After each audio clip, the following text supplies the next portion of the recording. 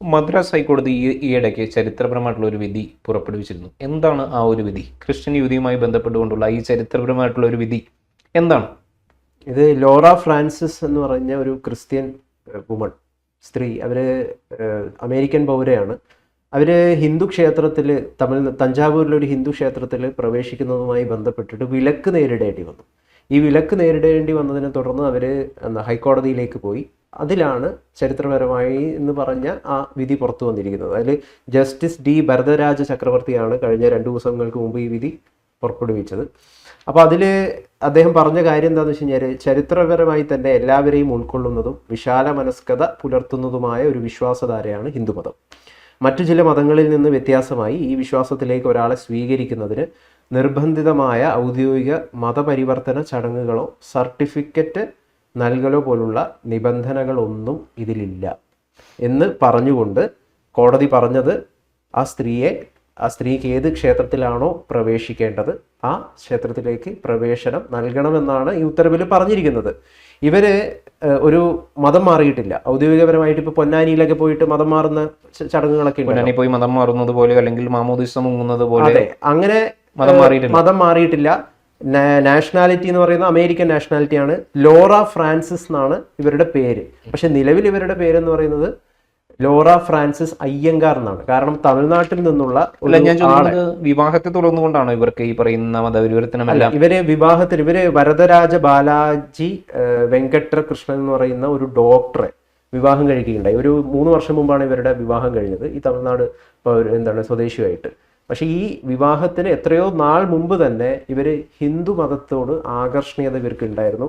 ഇവര് ക്ഷേത്രങ്ങളിൽ, ഇവിടെ പല കാലങ്ങളിലായിട്ട് ഇന്ത്യയിലേക്ക് വരുന്ന ഒരു ഇതൊക്കെ ഉണ്ടായിരുന്നു. അപ്പോൾ ആ സമയത്ത് പല ക്ഷേത്രങ്ങളിൽ, ഇപ്പോൾ തഞ്ചാവൂർ ആയിക്കോട്ടെ, വിവിധ ക്ഷേത്രങ്ങളിൽ പോകാറുണ്ട്. തുടങ്ങിയ രീതിയിൽ ഹിന്ദു മതത്തെ നേരത്തെ തന്നെ, അതിൻ്റെ വിശ്വാസധാരകൾ നേരത്തെ തന്നെ എംബ്രേസ് ചെയ്തിട്ടുള്ള ഒരു സ്ത്രീയാണ് ഇവർ. അതുകൊണ്ടാണ് കോടതി കൃത്യമായിട്ട് പറഞ്ഞിട്ടുള്ളത്, എത്രയോ വർഷങ്ങളായിട്ട് ഇവരുടെ കണ്ടക്റ്റും ബിലീഫും ഹിന്ദു മതവുമായിട്ട് ചേർന്ന് നിൽക്കുന്നതാണ്. പേര് ക്രിസ്ത്യൻ ആണെങ്കിലും അമേരിക്കൻ പൗരയാണെങ്കിലും, അതുകൊണ്ട് ഇവരെ ഹിന്ദു വിശ്വാസിയായിട്ടേ പരിഗണിക്കാൻ വേണ്ടി സാധിക്കുള്ളൂ എന്നാണ് പറഞ്ഞത്. ഇതൊന്നും എന്തുകൊണ്ടാണ് ആ ക്ഷേത്രവുമായി ബന്ധപ്പെട്ടുള്ള അധികാരികൾ മനസ്സിലാക്കാത്തത്? അതാണ് കൃത്യമായിട്ടുള്ള ചോദ്യം. എന്തുകൊണ്ടാണ് ഗുരുവായൂരിലെ ഭരണസമിതി ഇത് മനസ്സിലാക്കുന്നില്ല? യേശുദാസ് എന്ന് പറയുന്ന ഒരാള്, ഞാൻ വ്യക്തിപരമായിട്ടല്ല, എനിക്ക് പല രീതിയിൽ അറിയുന്നതുകൊണ്ട്, അദ്ദേഹത്തെ വ്യക്തിപരമായിട്ട് അറിയില്ലെങ്കിലും അദ്ദേഹത്തിന്റെ പല ആചാരങ്ങളും അദ്ദേഹത്തിന്റെ വിശ്വാസങ്ങളെല്ലാം ഹിന്ദു മതവുമായിട്ട് ചേർന്ന് നിൽക്കുന്നതാണ് യേശുദാസിന്റെ. അദ്ദേഹം സ്ഥിരമായിട്ട് അദ്ദേഹം മൂകാംബികയിൽ സന്ദർശിക്കുന്ന ഒരാളാണ്. അതോടൊപ്പം തന്നെ മറ്റ് ഹിന്ദു മതവുമായി ബന്ധപ്പെട്ടുള്ള മറ്റ് പല വിശ്വാസങ്ങളും കൊണ്ടു നടക്കുന്ന ഒരാളാണ് യേശുദാസ്. എന്നിട്ടും യേശുദാസിന് ഇതുവരെ ഗുരുവായൂരിൽ പ്രവേശനം അനുവദിച്ചിട്ടില്ല. ഈ വിധിയൊക്കെ യഥാർത്ഥത്തിൽ കണ്ടുകൊണ്ട് ഒരു പ്രവേശനം യേശുദാസിനൊക്കെ, അദ്ദേഹം ഒരു ക്രിസ്ത്യനാണല്ലോ. അത് മാത്രമല്ല, നമ്മൾക്കറിയാം ജാസ്മിൻ ജാഫർ എന്നുള്ള ഒരു യുവതി റീൽസ് ചിത്രീകരിച്ചതിന്റെ പേരിൽ എന്തുമാത്രം കോലാഹലങ്ങളായിരുന്നു ഇവിടെ നടന്നിട്ടുണ്ടായിരുന്നത്. അപ്പോൾ യഥാർത്ഥത്തിൽ ഈ ഒരു വിധി ശരിക്കും പാലിക്കപ്പെടേണ്ടത് നമ്മുടെ കേരളത്തിലുള്ള ജനങ്ങൾ കൂടിയാണ്, അല്ലേ? നമ്മൾ മതേതരത്വം എന്ന് അഴിക്ക് 100 വട്ടം പറയുമ്പോഴും ഇത്തരം തരത്തിലുള്ള സംഭവവികാസങ്ങളാണ് കേരളത്തിൽ നടക്കുന്നത് എന്നുള്ള കാര്യത്തിൽ നമുക്ക് യാതൊരു തർക്കവുമില്ലല്ലോ. നമുക്കറിയാം, മറ്റേ കൃഷ്ണന്റെ ഒരു പടം വരയ്ക്കുന്ന ഒരു സ്ത്രീ ഉണ്ടല്ലോ, ജസ്ന സലീമ. ആ സ്ത്രീക്ക് ഇത്രമാത്രം പ്രത്യേകത ലഭിക്കാൻ കാരണം എന്താണ്? ഒന്നത് ഗുരുവായൂരായതുകൊണ്ട്, ഒന്ന് സ്ത്രീ മുസ്ലിം ആയതുകൊണ്ടുമാണ്. അപ്പോൾ അങ്ങനെ ഒരു തരത്തിലേക്ക്, ഒരു ഡിവിസീവ് കൾച്ചറിലേക്കാണ് ഇന്ന് സനാതനധർമ്മം നീങ്ങിക്കൊണ്ടിരിക്കുന്നത് എന്ന് അങ്ങനെ ആക്കി മാറ്റുകയാണ് കുറച്ച് ആളുകൾ. അത് എന്തുകൊണ്ട് എന്ന് വെച്ച് കഴിഞ്ഞാൽ എനിക്കറിയാൻ പാടില്ല. അതായത് ഒരു സെമിറ്റിക് മതം എന്നുള്ള ഒരു രീതിയിലേക്ക് ഈ സനാതനധർമ്മത്തെ മാറ്റുന്നു എന്ന് പറയുന്ന മോശം പ്രവണത. അല്ല, ഈ സനാതനധർമ്മം എല്ലാവരെയും ഉൾക്കൊള്ളുന്നുണ്ടോ ശരിക്കും? മുമ്പ് തന്നെ നമുക്കറിയാം, ഒരുപാട് ജാതീയമായിട്ടുള്ള വേർതിരിവുകൾ ഒരുപാട് വ്യക്തികൾ അനുഭവിച്ചിരുന്നു, ഒരുപാട് സമൂഹങ്ങൾ അനുഭവിച്ചിരുന്നു. ഇന്നും അതുപോലെ തന്നെ പലരും സമൂഹത്തിന് അന്ധധാരയിൽ നിന്നുകൊണ്ട് മാറ്റി നിർത്തപ്പെടുന്നു. അപ്പോൾ അങ്ങനെ ഒരു ഇൻക്ലൂസീവ്നെസ് സനാതനധർമ്മത്തിൽ ഉള്ളതായിട്ട് തോന്നുന്നുണ്ടോ? ഈ വിധി പ്രകാരം അദ്ദേഹം പറയുന്നു, സനാതനധർമ്മം എന്നുള്ളത് ഇൻക്ലൂസീവ് ആയിട്ടുള്ള ഒരു ഐഡിയോളജിയാണ്, അതെല്ലാവരെയും സ്വീകരിച്ച ഒരു ചരിത്രം മാത്രമേ ഉള്ളൂ. പക്ഷേ എന്ന് പറയുമ്പോഴും ഇത്തരം തരത്തിലുള്ള പ്രവണതകളാണ് നമ്മുടെ നാട്ടിൽ, കേരളത്തിൽ പോലും നടക്കുന്നത് എന്നുള്ളത് നമ്മളെ ലജ്ജിപ്പിക്കുന്നില്ലേ? അതിനെ സനാതനധർമ്മത്തെ നിങ്ങൾ എങ്ങനെ മനസ്സിലാക്കുന്നു എന്നതിൻ്റെ അടിസ്ഥാനത്തിലിരിക്കും. ഓരോരുത്തർക്കും അതിൻ്റെ ജാതിപരമായിട്ടുള്ള അല്ലെങ്കിൽ അത്തരത്തിലുള്ള കുറേ അനുഭവങ്ങൾ കുറേ ആളുകൾക്ക് നേരിടേണ്ടി വന്നിട്ടുണ്ട്, അല്ലെങ്കിൽ അങ്ങനെ ഒരു ചരിത്രം തീർച്ചയായിട്ടും ഉണ്ട്, ഹിന്ദുക്കൾക്കൊക്കെ നേരിടേണ്ടി വന്നിട്ടുണ്ട്.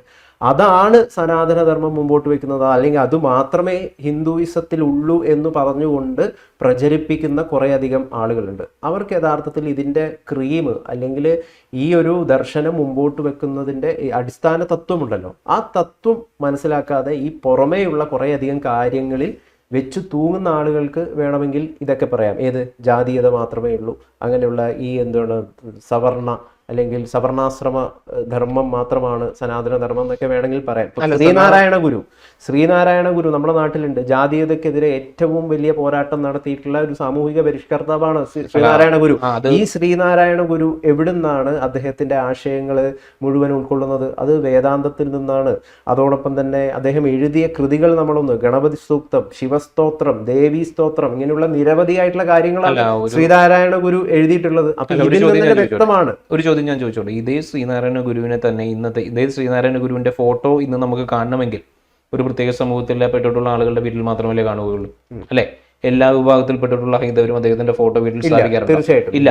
അപ്പോ ബഹുഭൂരിപക്ഷം വരുന്ന ഹൈന്ദവരും എങ്ങനെയാണ് ഇന്നും ചിന്തിക്കുന്നത്, അല്ലെ?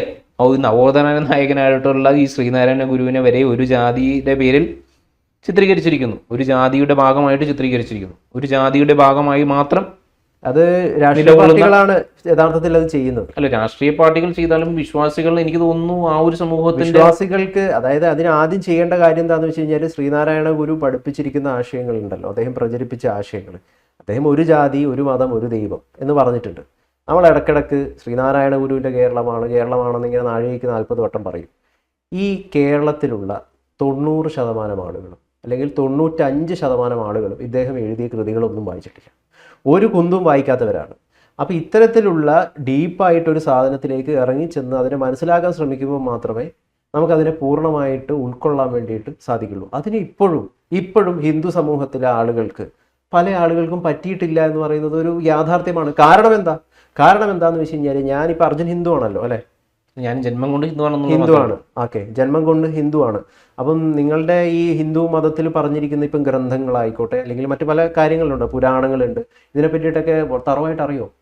ഇതിനെ പറ്റിയിട്ട് തറവായിട്ട് അറിയുന്നത് മാത്രമല്ല, ഇതെല്ലാം ഇന്നത്തെ കാലത്ത് പ്രായോഗികമല്ല എന്നൊരു തോന്നലാണ് എനിക്കുള്ളത്.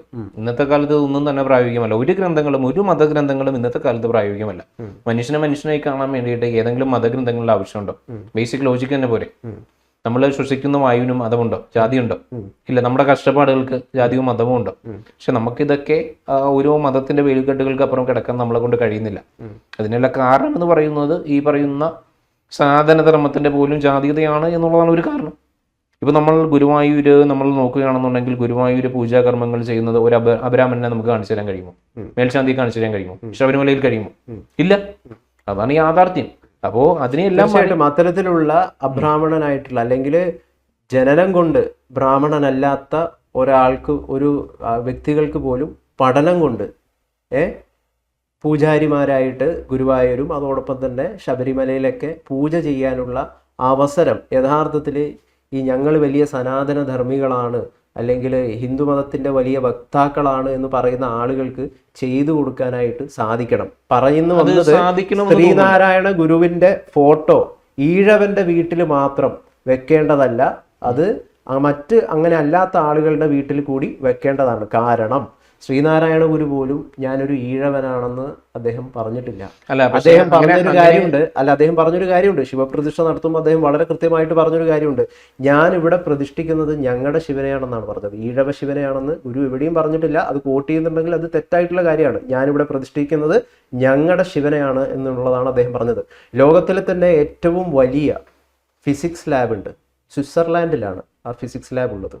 ആ ഫിസിക്സ് ലാബിന്റെ മുമ്പിലുള്ള ഒരു വിഗ്രഹം, സ്റ്റാച്യു എന്ന് പറയുന്നത് ശിവന്റെ സ്റ്റാച്യു ആണ്. നടരാജന്റെ സ്റ്റാച്യു ആണ് അതിന്റെ മുമ്പിലുള്ളത്. എന്തുകൊണ്ടാണ് അത്തരത്തിൽ ഒരു ഫിസിക്സ് ലാബിന്റെ മുമ്പിൽ ഇത്തരത്തിലുള്ളൊരു നടരാജന്റെ സ്റ്റാച്യു വന്നത്? ഇതിൽ തന്നെ ഉത്തരമുണ്ട്. ആ ഉത്തരം എന്ന് പറയുന്നത് ഈ സനാതന ധർമ്മം അല്ലെങ്കിൽ നിങ്ങളിപ്പോൾ ഈ അമേരിക്കൻ സ്ത്രീ ക്രിസ്തു മതത്തിൽ ജനിച്ചു വളർന്ന ഈ സ്ത്രീക്ക് എന്തുകൊണ്ട് ഹിന്ദു മതത്തോട് ആകർഷണീയത തോന്നുന്നു എന്ന് പറയുന്നത്, മതത്തിൻ്റെ സാമാന്യം നമ്മൾ കരുതുന്ന മതങ്ങളുണ്ടല്ലോ, ആ മതത്തിൻ്റെ ഫ്രെയിം വർക്ക് ചട്ടക്കൂടിനപ്പുറത്ത് നിന്ന് കാണാനുള്ള ഒരു വീക്ഷണം യഥാർത്ഥത്തിൽ ഈ ഒരു ഭാരതീയമായിട്ടുള്ള ഒരു ഫിലോസഫി നൽകുന്നുണ്ട് എന്നുള്ളത് കൊണ്ടാണ്. അത് പക്ഷേ കുറേ അധികം ഹിന്ദുക്കൾക്ക് അറിയില്ല എന്നുള്ളതാണ്. അങ്ങനെ അറിയാത്ത ഹിന്ദുക്കളാണ് യഥാർത്ഥത്തിൽ ജാതിപരമായിട്ട് ചിന്തിക്കുകയും അവൻ ഈഴവനാണ്, മറ്റവൻ നായരാണ്, ഇവൻ മേനോനാണ് എന്ന് പറഞ്ഞ് വേർതിരിവ്. അവരല്ലേ ഭൂരിപക്ഷം? തീർച്ചയായിട്ടും അവർ തന്നെയാണ് ഭൂരിപക്ഷം, ഒരു സംശയമില്ല. അവർ തന്നെയാണല്ലോ ഭൂരിപക്ഷം. അതിപ്പോൾ അതോടൊപ്പം തന്നെ മറ്റു മതങ്ങൾക്ക് ഇങ്ങനെ ഒരു ചട്ടക്കൂട് ഉണ്ടെന്ന് താങ്കൾ കരുതുന്നുണ്ടോ? ഒരു ഫ്രീഡം ഇല്ല, അല്ലെങ്കിൽ ഒരുപാട് ചട്ടക്കൂടുകളുണ്ട്, ഒരുപാട് റെസ്ട്രിക്ഷൻ ഉണ്ടെന്ന് താങ്കൾ കരുതുന്നുണ്ടോ? ഞാൻ കരുതുന്നുണ്ട്, സ്വാഭാവികമായിട്ടും കരുതുന്നുണ്ട്. മറ്റു മതങ്ങളത് അത് നമുക്കറിയാമല്ലോ, അവരുടെ പ്രവൃത്തി കാണുമ്പോൾ തന്നെ അറിയാമല്ലോ. എന്തിനും ഏതിനും മതം കലർത്തുന്ന ഒരു നടപടികൾ അവർ കലർത്തുന്നില്ലേ? ഭക്ഷണവുമായി ബന്ധപ്പെട്ടുകൊണ്ട് ബിസിനസ്സുമായിട്ട് ബന്ധപ്പെട്ടുകൊണ്ട് രാഷ്ട്രീയവുമായിട്ട് ബന്ധപ്പെട്ടുകൊണ്ട് എല്ലാം. മറ്റുള്ളവർ എങ്ങനെയാണ് മതം കലർത്തുന്നത്? മറ്റു മതക്കാർ അത് ഞാൻ പറഞ്ഞു തരേണ്ടതില്ലല്ലോ, താങ്കൾക്ക് അധികം വ്യക്തമായിട്ട് അറിയാമല്ലോ. പറയൂ, ഇന്നത്തെ ഒരു രാഷ്ട്രീയ പശ്ചാത്തലത്തിൽ അല്ലെങ്കിൽ ഒരു സാമൂഹിക പശ്ചാത്തലത്തിൽ ഇപ്പോൾ ഭക്ഷണവുമായി ബന്ധപ്പെട്ടുകൊണ്ട് നമുക്കറിയാം ഹലാൽ ബ്രാൻഡിങ്, വസ്ത്രവുമായിട്ട് ബന്ധപ്പെട്ടുകൊണ്ട് നമുക്കറിയാം മുമ്പെങ്ങും ഇല്ലാത്ത രീതിയിലുള്ള ഒരു പർദ്ദവൽക്കരണം, അതോടൊപ്പം തന്നെ മതപരമായിട്ടുള്ള രാഷ്ട്രീയ പാർട്ടികളുടെ ആ ഒരു ഉയർച്ച, അതോടൊപ്പം തന്നെ മറ്റു പല പ്രക്രിയകളുമായിട്ട് ബന്ധപ്പെട്ടുകൊണ്ട് താങ്കൾ മുമ്പ് സൂചിപ്പിച്ച പോലെ ഫാത്തിമ തഹ്ലിയ വിളക്ക് കത്തിച്ചപ്പോൾ സമസ്തയുടെ ഒരു ശാസന, മറ്റു പല മന്ത്രിമാരെ നമുക്കറിയാം. അബ്ദുൾ റബ്ബക്കെ അദ്ദേഹത്തിന്റെ വീടിന്റെ പേരിന് പോലും പേര് പോലും മാറ്റിയത്, ഗംഗ എന്നുള്ളത് ഗ്രേസ് ആക്കി മാറ്റിയത്, PK കുഞ്ഞാലിക്കുട്ടിയടക്കമുള്ളവർ വിളക്ക് കത്തിക്കാൻ മടിച്ചു നിന്നത്, ഇതെല്ലാമാണ് ഞാൻ ചട്ടക്കൂട് എന്ന് ഉദ്ദേശിക്കുന്നത്. ഇതിപ്പം താങ്കൾ നേരത്തെ പറഞ്ഞൊരു കാര്യമുണ്ട്, ബഹുഭൂരിപക്ഷം വരുന്ന ഹിന്ദുക്കൾക്കും ഇത് മനസ്സിലാകുന്നില്ല എന്നാണല്ലേ പറഞ്ഞത്.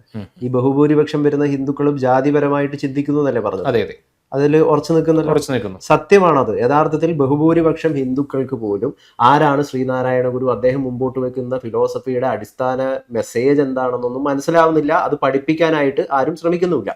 ലോകത്തിലെ തന്നെ ഏറ്റവും വലിയ ഫിലോസഫർ എന്ന് അറിയപ്പെടുന്ന അല്ലെങ്കിൽ പ്രശസ്തി ആർജിച്ചിട്ടുള്ള വിദേശിയായിട്ടുള്ള ഒരാളാണ് കാൾ സാഗൻ, അറിയായിരിക്കും. ആ കാൾ സാഗൻ തന്നെ അദ്ദേഹം ഒരു സൈക്കോളജിസ്റ്റ് ആണ്, സൈക്കാട്രിസ്റ്റ് ഒക്കെ ആയിട്ട് അറിയപ്പെടുന്ന ഒരാളാണ്. അദ്ദേഹം തന്നെ ഹിന്ദു മതത്തെ പറ്റിയിട്ട് കൃത്യമായിട്ട് പഠിച്ചിട്ട് പറഞ്ഞിട്ടുള്ള ഒരു കാര്യമാണ് ഞാനൊന്ന് വായിക്കാം. അദ്ദേഹത്തിന്റെ കോട്ടാണ്: പ്രപഞ്ചം അനന്തമായ ജനന മരണ ചക്രങ്ങളിലൂടെ സഞ്ചരിക്കുന്നു എന്ന ആശയത്തെ അടിസ്ഥാനമാക്കിയ ലോകത്തിലെ മഹത്തായ മതങ്ങളിൽ ഏകമതം ഹിന്ദുമതമാണ്. ആധുനിക പ്രപഞ്ചശാസ്ത്രം നിർദ്ദേശിക്കുന്ന വിസ്മയകരമായ കാലപരിധികളോട് സാമ്യമുള്ള കാലസങ്കല്പം ഉള്ളതും ഹിന്ദുമതം മാത്രമാണ്. കാൾ സാഗനാണ് പറഞ്ഞിട്ടുള്ളത്. അപ്പം ഞാൻ പറഞ്ഞു വന്നത് എന്താണെന്ന് വെച്ച് കഴിഞ്ഞാൽ, ഇതിനെ പറ്റിയിട്ട് ഡീപ്പായിട്ട് അറിയാൻ ശ്രമിക്കുന്ന ആളുകൾക്ക് കാര്യം മനസ്സിലാവുന്നുണ്ട്. അതല്ലാത്ത ആളുകൾ ഈ ജാതിയിൽപ്പെട്ട് ഇല്ലാതാവുകയാണ്. അല്ല, ഞാൻ യഥാർത്ഥത്തിൽ വിശ്വസിക്കുന്നത് ഇതിനെ പറ്റിയിട്ട് ഉദയനിധി സ്റ്റാലിൻ്റെ ആ ഒരു പ്രസ്താവനയോട് തന്നെയാണ്. സനാതനധർമ്മം എന്ന് പറയുന്നത് ഒരു മലേറിയാണ്, ഒരു ക്യാൻസറാണ് എന്നുള്ളത് തന്നെയാണ്. അതിനെക്കുറിച്ചുകൊണ്ട് BR അംബേദ്കറും വളരെ വ്യക്തമായിട്ട് രേഖപ്പെടുത്തിയിട്ടുണ്ട്. അതുപോലെ തന്നെയാണ് ഞാൻ വിശ്വസിക്കുന്നത്. മനുഷ്യനെ മനുഷ്യനായി കാണാൻ കഴിയാത്ത ബഹുഭൂരിപക്ഷം മനുഷ്യരുള്ള ഒരു പ്രത്യയശാസ്ത്രത്തെ എന്തുകൊണ്ട് ഉൾക്കൊള്ളാൻ നമുക്ക് കഴിയില്ല. കാരണം തുല്യതയാണ് ഏറ്റവും അനിവാര്യം. തീർച്ചയായിട്ടും വർണ്ണാശ്രമ ധർമ്മം എന്ന് പറയുന്ന ഒരു കാര്യമൊന്നും ഇക്കാലഘട്ടത്തിൽ ഒരിക്കലും പോസിബിൾ അല്ലാത്ത ഒരു സംഗതിയാണ്. അതൊക്കെ ഏതോ ഒരു സമയത്ത് ഏതോ ഒരു കാലഘട്ടത്തിൽ തന്നെ വലിച്ചെറിയേണ്ടതായിരുന്നു. അതൊന്നും വലിച്ചെറിയപ്പെട്ടിട്ടില്ല എന്നുള്ളതാണ് യാഥാർത്ഥ്യം. കാരണം ഗുരുവായൂർ നമുക്കറിയാം, ഒരു അബ്രാഹ്മണനായിട്ടുള്ള ഒരു ശാന്തിയെ നിയമിക്കാൻ നമുക്കിതുവരെ ആയിട്ടുണ്ടോ? ശബരിമലയിൽ അബ്രാഹ്മണനായിട്ടുള്ള ഒരു ശാന്തിയെ നിയമിക്കാൻ നമുക്കിതുവരെ കഴിഞ്ഞിട്ടുണ്ടോ? എന്തായാലും യേശുദാസിനെങ്കിലും ഗുരുവായൂര് കുറഞ്ഞ പക്ഷം ജാസ്മിൻ ആ പാവം എത്രയോ കാലമായിട്ട് ഗാനം എല്ലാം പാടി നടക്കുക. അതൊരു യാഥാർത്ഥ്യമാണ്. അതുപോലെ തന്നെ ജാസ്മിൻ ജാഫർ റീൽസ് ചിത്രീകരിച്ചപ്പോൾ അതൊരു മഹാ അപരാധമായിട്ട് നമ്മൾ ചിത്രീകരിച്ചു. അതോടൊപ്പം തന്നെ ഫാസിൽ തൃപ്പൂണിത്തുറയിലെ ഒരു പൂർണ്ണത്രേശന്റെ അമ്പലത്തിൽ പ്രവേശിച്ചപ്പോൾ അതും നമ്മളൊരു അപരാധമായിട്ട് ചിത്രീകരിച്ചു. അപ്പൊ ഇങ്ങനെയുള്ള ഒരു തലങ്ങളിലേക്ക് നിന്നുകൊണ്ട് മറ്റു മതങ്ങളിലെ പോലെ സെമിറ്റിക്കാരുടെ ചട്ടക്കൂടുകളിൽ നിന്നുകൊണ്ട് പുറത്തു വരാൻ ഇനിയെങ്കിലും ബഹുഭൂരിപക്ഷം വരുന്ന ജനതയ്ക്കും സാധിക്കട്ടെ എന്ന് നമുക്ക് കരുതാം. ലോറ ഫ്രാൻസിസിന് സംഭവിച്ചത് മറ്റൊരു വനിതയ്ക്കും സംഭവിക്കാതിരിക്കട്ടെ. ഹിന്ദു മതത്തെ അല്ലെങ്കിൽ ആ വിശ്വാസത്തെ എംബ്രേസ് ചെയ്യുന്ന മുസ്ലിം ആയാലും ക്രിസ്ത്യൻ ആയാലും അല്ലെങ്കിൽ മറ്റേത് മതക്കാരനായാലും അവർക്ക് ക്ഷേത്രപ്രവേശനമല്ല അങ്ങനെ വേണ്ടിയുള്ള എല്ലാ പ്രവേശനവും ചെയ്തു കൊടുക്കാനായിട്ട് ജാതിയിൽ മാത്രം ചിന്തിക്കുന്ന കുറേയധികം ഹിന്ദുക്കൾക്ക് കഴിയട്ടെ.